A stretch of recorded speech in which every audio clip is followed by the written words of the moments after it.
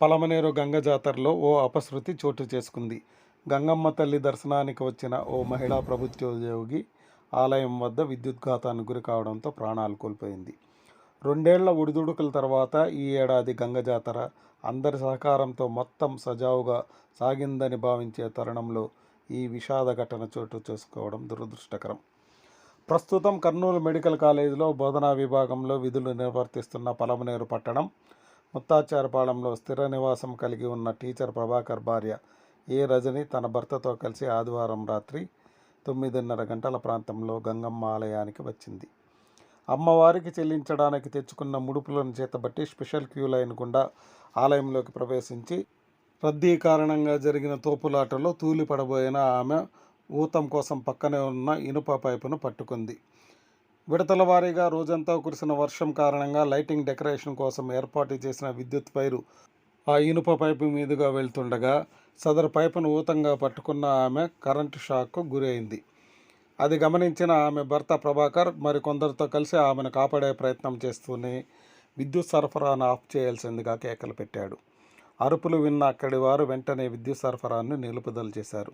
అచేతనంగా పడి ఉన్న రజనీని ఆమె భర్త ప్రభాకర్ అక్కడి వారి సహాయంతో గతంలో ఆమె 30 ఏళ్ల క్రితం దాదాపు 12 సంవత్సరాలు పనిచేసిన స్థానిక ఏరియా ఆసుపత్రికే తరలించారు.